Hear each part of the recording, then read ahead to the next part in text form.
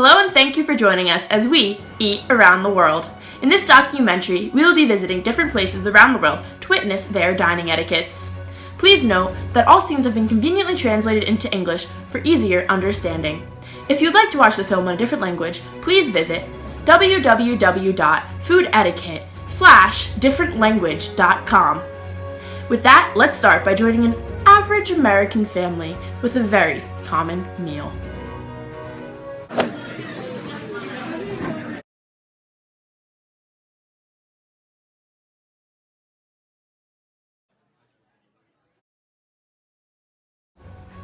While America does have many proper dining etiquettes that set standards for how people should eat, fast food has led to an entirely new eating culture.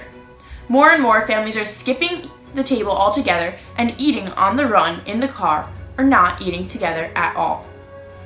As seen in this video, another major problem is cell phones. More and more kids are taking those phones out at dinner and not saying a peep to each other.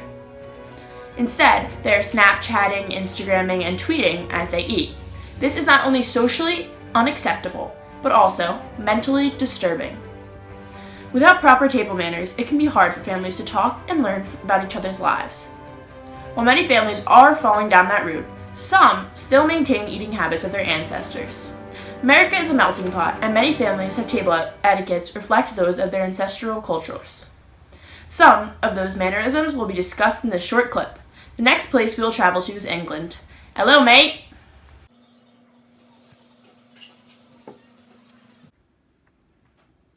You're welcome.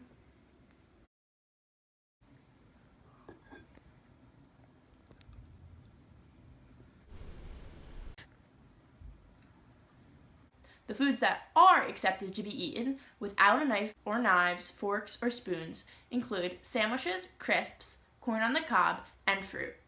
If you are a guest, it is polite to wait until your host starts eating or indicates you should do so to start eating. It shows consideration.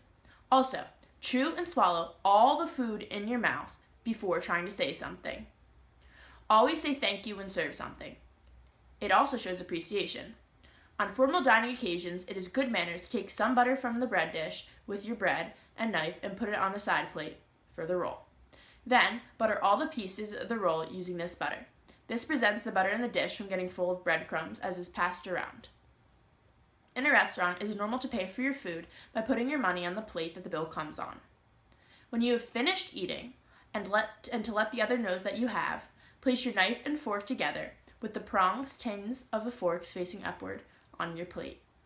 Now that this meal is finished, let's head to India.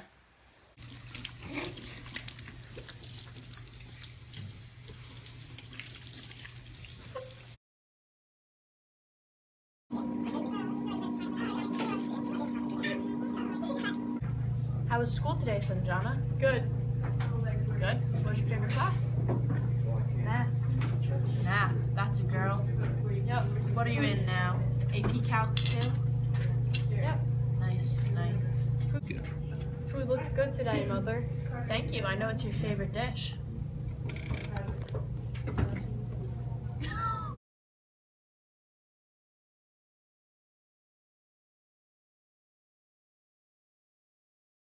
Hi, Daddy. Welcome to dinner. Ew, don't touch my food.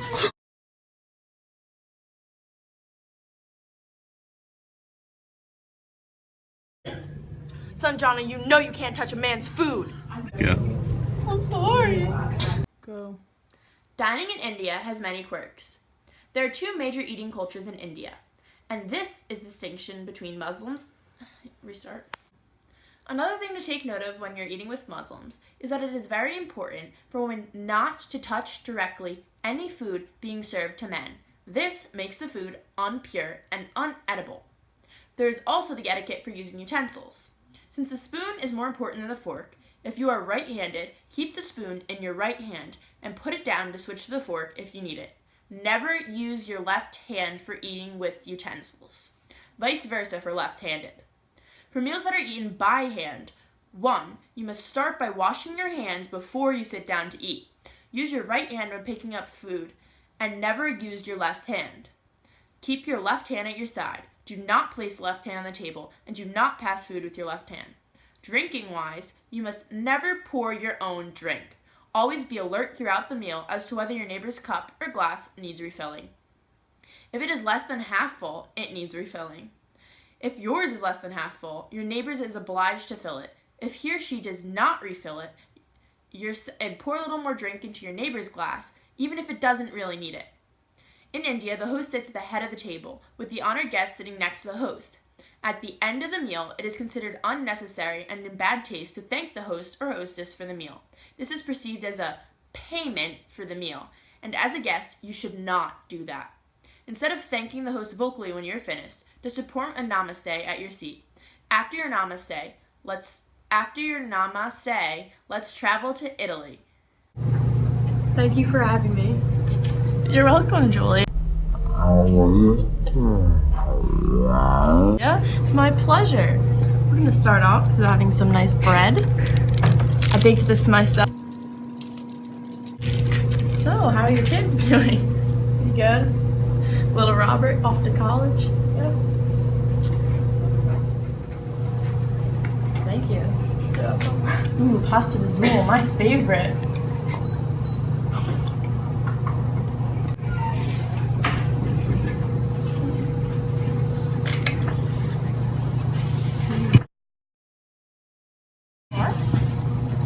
Wow, bruschetta.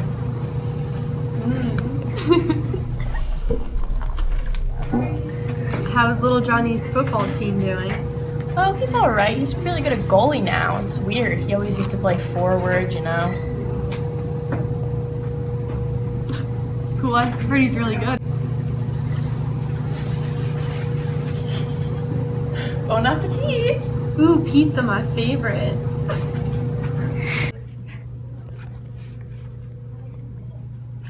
Thanks for having me. My pleasure. Cheers! In most Italian meals, bread is present, and usually served without butter. If so, olive oil will most likely be served to dip the bread into. If not, you can place your bread on the side of your main plate or on the table throughout the meal. Some miscellaneous rules include that when holding utensils, your hand should be visible above the table. Rest your wrists on top of the table and never allow your elbows on the table. All dishes must be passed to the left. Allow the more senior members of your party to enter rooms ahead of you. At the table, be sure to look for place cards or wait until the host indicates your seat. As witnessed at dinner, Italians do not switch knives and forks. The knife remains in the right hand and the fork remains in the left. When the meal is finished, the knife and fork are laid parallel to each other across the right side of the plate, with the lines of the forks facing downwards. If you put both utensils down on the plate for any real length of time, it is a sign to the waitstaff that you are finished and your plate will be taken away. Now that that plate is taken away, let's head to China.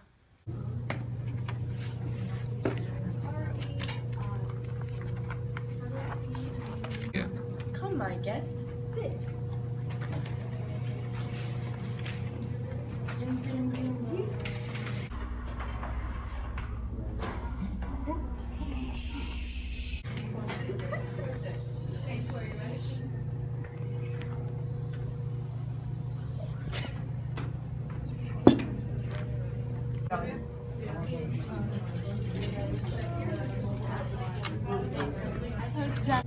How was karate class the other day, my young child?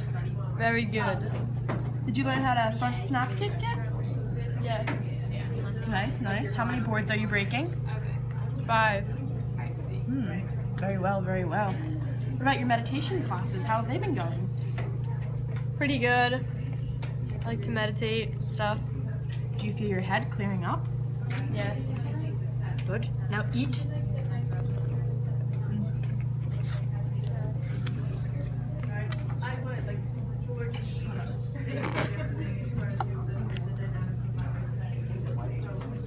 Skin.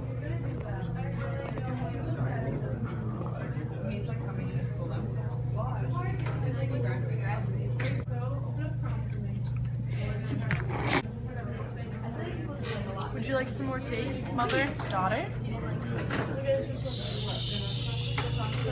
What about yourself?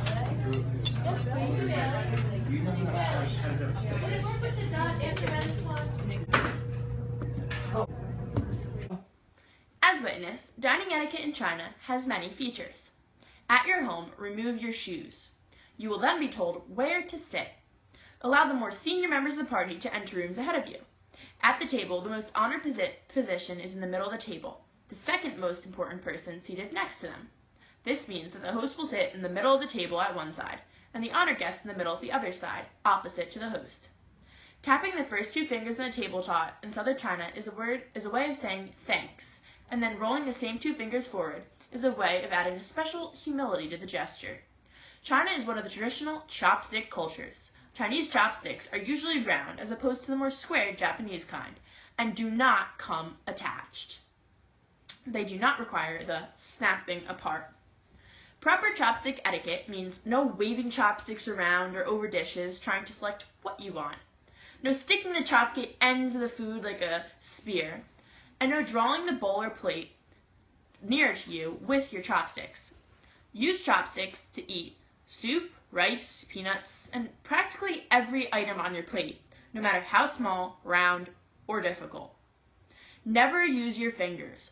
Always use chopsticks. When drinking, never refill your own glass. Always refill your neighbor's glass, and he or she will refill yours. The toast in China is ganbei, which means bottoms up, drain the glass. Thank you for watching Eats Around the World. I hope this episode enlightened you on just how different eating mannerisms are around the world. Tune in next time for a look at how the portion sizes have been distorted around the world over the centuries.